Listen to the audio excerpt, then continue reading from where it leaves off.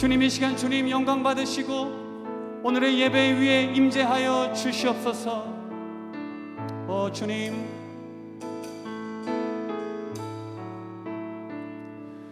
우리 보좌 앞에 모였네. 함께 주를 찬양하며 하나님의 사랑 그 아들 주셨네. 그의 피로 우린 구원받았네. 십자가에서 쏟으신 그 사랑 강같이 온 땅에 흘러 각 나라와 족속 백성 방언에서 구원받고 주 경배드리네.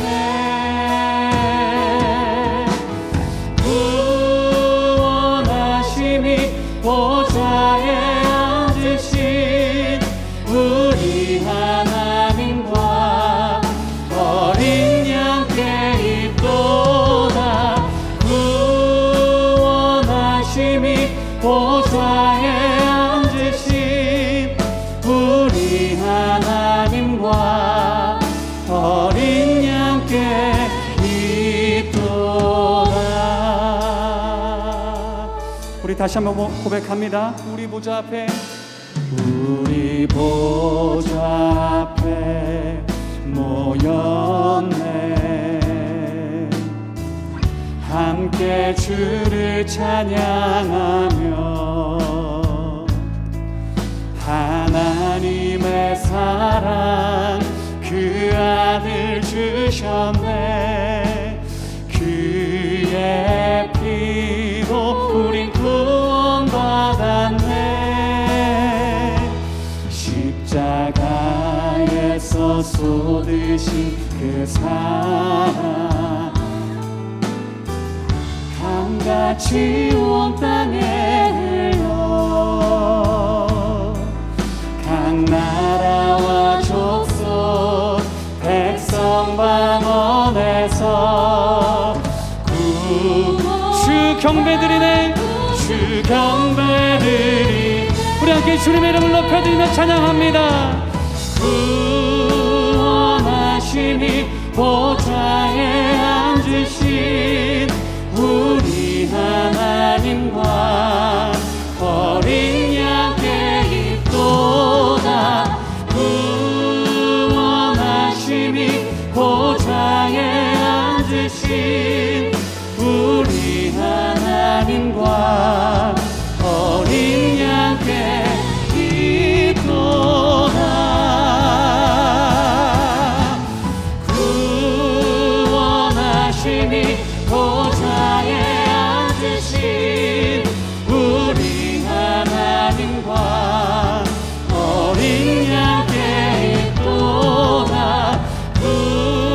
구원하심이 보좌에 앉으신 우리 하나님과 어린 양께 있도다. 오늘 우리에게 주시는 하나님의 말씀은 고린도후서 1장 12절부터 14절까지 말씀입니다. 우리가 세상에서 특별히 너희에 대하여 하나님의 거룩함과 진실함으로 행하되 육체의 지혜로 하지 아니하고 하나님의 은혜로 행함은 우리의 양심이 증언하는 바니 이것이 우리의 자랑이라. 오직 너희가 읽고 아는 것 외에 우리가 다른 것을 쓰지 아니하노니 너희가 완전히 알기를 내가 바라는 것은 너희가 우리를 부분적으로 알았으나 우리 주 예수의 날에는 너희가 우리의 자랑이 되고 우리가 너희의 자랑이 되는 그것이라. 위대한 목사님들, 뒤에도 몇 분 사진을 새겨놨습니다만은 그분들의 그 설교 가운데 오늘 상황에 또 들려드릴 수 있는 말씀을 찾아가지고 나누는 그런 시리즈인데, 오늘은 제가 11번째 나오는 그 제목은 우리 자신의 영의 증거, 이런 제목입니다. 그리고 오늘 저는 우리의 기쁨이라고 그렇게 제목을 다시 새롭게 붙였는데, 실제로 요한 웨슬리 목사님 설교를 전부 읽어보니까 강조점은 마지막에 세 번째 대목에 있는데, 원래 그 이야기를 하려고 시작을 한 거죠. 그게 뭐냐면 기쁨입니다. 크리스찬들의 기쁨은 과연 무엇인가? 어디에 기원이 있는 것인가? 크리스찬 아닌 사람들하고 어떻게 다른가? 성경적인 기쁨은 무엇인가 하는 이야기를 주로 그 설교에서 하고 있습니다. 우선 웨슬리는 양심, 여기 양심에 대해서 나왔으니까 양심에 대해서 얘기를 합니다. 이 양심은요, 바울이 많이 쓴 단어예요. 바울이 23번을 썼습니다. 아마 제일 많이 성경에서 쓴 분이 바울인데, 가르쳐주지도 않았는데 자연적으로 인간이 태어날 때부터 의논을 한 것도 아닌데 양심이라는 게 있어가지고 같이 봐요. 같은 사물을 봐도 저건 잘못된 것 같은데, 저건 잘하는 것 같은데, 이 인식이 공통적으로 있다는 거죠. 그게 양심이다, 이렇게 우선 이야기를 하고 있습니다. 태초에 인간을 만들 때 하나님이 우리 안에 양심을 심어놨어요. 그래서 자기의 기질이나 생각이나 말이나 행위에 선악을 분별할 수 있는 능력을 갖게 됐다는 거예요.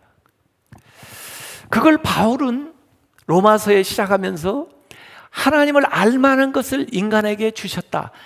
이방인이라도, 심지어 하나님에 대해서 듣지 못한 사람이라도 하나님을 알만한 것을 인간에게 두셨다. 그게 뭐냐면 양심이에요. 그래서 오늘 요한 웨슬리는 디모데후서 3장 16절 17절을 인용해 가면서 설명해, 모든 성경은 하나님의 감동으로 된 거로 우리 안에 양심을 일깨워주네요. 교훈과 책망과 바르게 함과 의로 교육하기에 유익하니 이는 하나님의 사람으로 온전하게 하며 모든 선한 일을 행할 능력을 갖추게 하려 함이라. 자, 그러면 오늘 바울은 우리 양심이 증언하는 거다. 근데 당신의 양심이 뭘 증언하냐? 하나님의 은혜를 힘입어서 살아간다는 것이 내 신앙의 양심이 증언하는 바다. 내 공로를 내세우는 것이 아니고, 내가 한 일을 힘입어서 내가 가진 것을 가지고 무슨 일을 전개해 나가는 것이 아니라, 내가 처음부터 마지막까지 하나님의 은혜에 힘입어서 살아간다는 것이 내 솔직한 양심의 증언이다. 그 다음에 두 번째 얘기한 것이 거룩함과 진실함으로 산다. 그래서 하나님의 영광을 위해서 살아가는 그런 삶. 이 원래 거룩함이라는 말이 아까 헬라어는 하기오 테티였거든요. 하기오라는 게 거룩함이라는 말인데, 그런데 웨슬리는 그걸 알고 있을 텐데도 이걸 단순함으로 번역을 했거든요. 그래서 제가 오늘 이 양심에 대한 이야기를 꼭 좀 깨달아야 되겠다. 양심이 회복되는 거, 신앙 양심이. 그 다음에 거룩하게 살기는 살게 되는데, 그동안 조금 우리가 막연하게 얘기를 했다면은 그걸 좀 단순한 삶을 살아가는 것을 연습함으로써 우리의 삶이 좀 더 거룩해져야 되겠다. 그 측면을 지금 여러분에게 말씀드리고, 그 다음에 마지막 결론이 기쁨에 대한 건데, 여기 웨슬리는 그리스도인들의 기쁨의 근거는 어디가 돼야 되냐? 우선 내가 하나님의 자녀 됐다는 것이, 그 변할 수 없는 그 사실이 우리의 기쁨의 근거가 되어야 된다. 내가 하나님 나라의 유업을 이 세상에서 이어받은 사람이 됐다는 그 사실이 우리의 기쁨이 되어야 된다는 거예요. 우리의 삶의 목적이 하나님의 영광을 위해서 살아가는 인생이 되었다는 거, 그것이 우리의 기쁨이 되어야 된다는 거예요. 그래서 이 내 안에 이 모든 것들이 성령님의 역사를 통해서 내 안에 역사하시는 그 성령님, 그것이 우리의 기쁨의 조건이 되면은 절대 세상이 가져갈 수도 없고 흔들리지도 않고 빼앗길 수 없는, 변할 수 없는 기쁨을 크리스찬들이 가지고 있다는 거예요. 그 기쁨이 그렇게 영광스럽고 엄청남에도 불구하고 사람들은 그 기쁨보다 세상 사람들이 추구하는 자연적인 기쁨을 추구하기 때문에 신자들조차도 기뻐하지를 못한다는 거예요. 그래서 이 성령이 말하는 것은 그리스도인들이 누리는 것은 자연적인 기쁨이 아니다라고 웨슬리는 전제하고, 자연적인 기쁨이 뭔가 세상에서 먹고 마시고 즐기는 기쁨. 요새 그게 못해서 힘들다는 거거든요. 또 세상 사람들이 얘기하는 지위가 높아지고 권력을 갖게 되고 재물을 갖게 되고 뭔가 소유에서 오는 기쁨, 그건 그리스도인의 기쁨이 아니다. 세상에서 얘기하는 것이고, 그것은 일시적인 것뿐만 아니라 그것은 변하는 것이고, 그건 외적인 감정이나 성공에 국한된 거예요. 내가 기준을 어디다 두고 살았냐에 따라서 이게 달라져요, 대답이. 사실 이 기쁨을 지금 자랑이라고 표현을 했는데요, 이 기쁨이라는 것도 아까 하나님이 주시는 지금 그리스도인의 기쁨이 있는가 하면 세상적인 기쁨이 있듯이요, 이 자랑이라는 것도 이중적입니다. 뭘 자랑하느냐에 따라서요, 자기를 칭찬하는 자기 교만의 자랑이 있는가 하면 또 다른 자랑이 있거든요. 이 바울은 의도적으로 그 자랑이라는 말을 여기 고린도후서에 여러 번 쓰고 있습니다. 그런데 그 용도는 세상 사람들이 쓰는 거하고는 전혀 역설적으로 그 자랑이라는 단어를 씁니다. 원래 바울이 그 당시에 사람들이, 또 지도자라고 하는 사람들이 대단하게 자신을 선전하고 다니니까 대접도 받고 또 그만큼 그들의 말이 먹혀요. 대단한 분들이니까. 그런데 바울은 아주 초라하게 다니면서 또 고생도 엄청 하면서 이렇게 얘기를 하니까 사람들이 알아주질 않아요. 그래서 정말 답답한 나머지 한 말을 하는 적이 있습니다. 나도 그 자랑하기 싫은데, 자랑이 정말 그 헛되다는 거 다 알고 있는데 그럼에도 불구하고 내가 진짜 자랑할 것이 없는 줄 아느냐?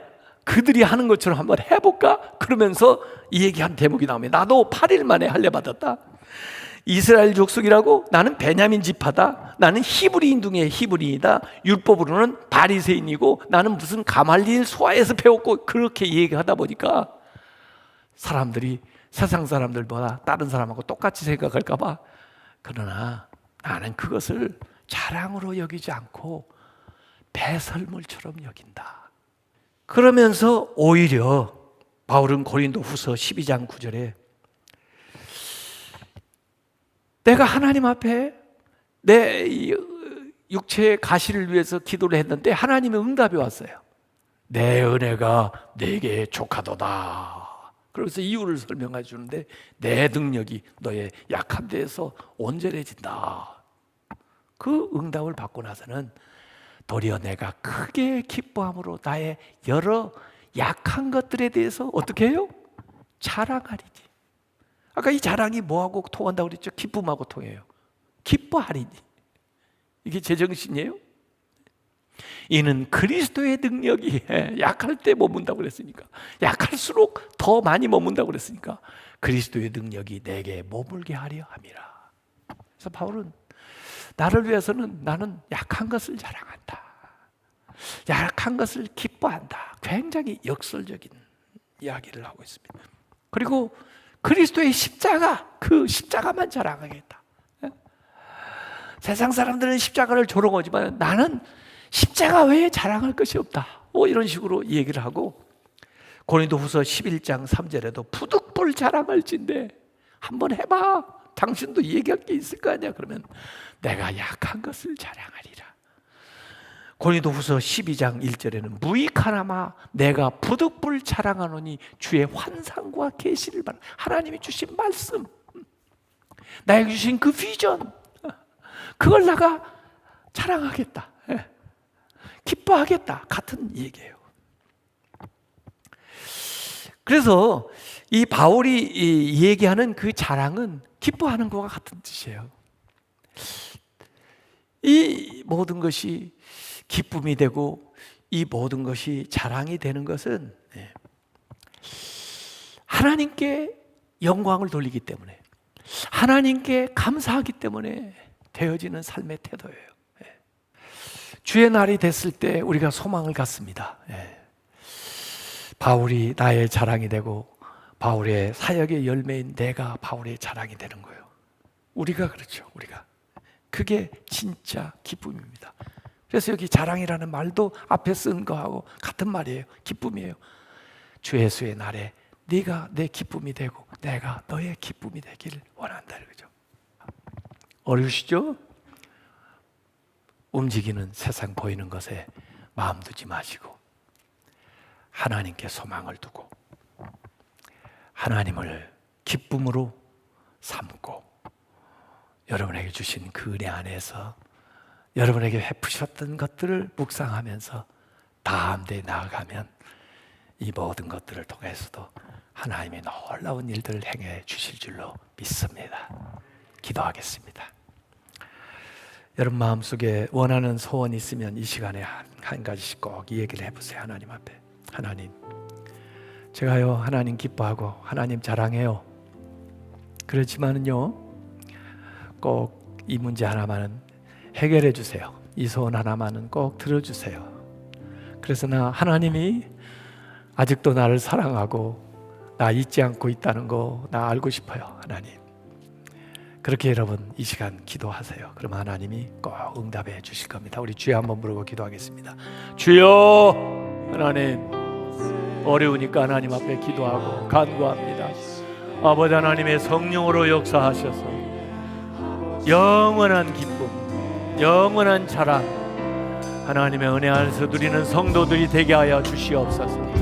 아버지 하나님 이때에 소망 가지고 나아가게 해주시고 어려운 시기니까 오히려 주님이 오시는 것들을 생각하면서 이 어려운 시기를 이겨낼 수 있도록 역사하여 주옵소서. 성령으로 하나님 각 사람에게 임재하여 주셔서 그 마음의 소원, 해결해야 될 문제, 일들을 하나님께서 살피셔서 해결하여 주시고 응답하여 주시고 역사하여 주셔서 하나님이 저들을 부르시고 사랑하시고 저들 가운데 역사하시는 것을 오늘 경험할 수 있도록 인도하여 주시옵소서. 성령으로 역사하여 주시옵소서. 하나님의 은총 안에서 저희들이 늘 감사하면서 늘 기뻐하면서 주님께서 주신 은혜를 자랑하면서 살아갈 수 있도록 인도하여 주시옵소서. 성령으로 역사하여 주옵소서. 아버지 하나님, 우리 성도들이 한 가지 간절한 소원 또 문제의 해결을 위해서 하나님 앞에 간구했사오니 주여 말씀대로 약속한 대로 응답하여 주시옵소서. 하나님이 오늘도 나를 붙드시고 또 나를 사랑하시고 내 안에 역사하신 것을 이 일을 통해서 증거하여 주시옵소서. 그리고 세상 어떤 일이 있어도 하나님 주신 이 참된 기쁨, 참된 자랑 꼭 붙들고 소망 가운데 이겨나가게 하여 주옵시고 어려운 시기이기 때문에 우리에게 주시는 이 귀한 말씀들을 더 저희들이 묵상하면서 삶에서 실천해 나가는 성도들 되게 하여 주시옵소서. 예수님의 이름으로 기도하옵나이다. 아멘.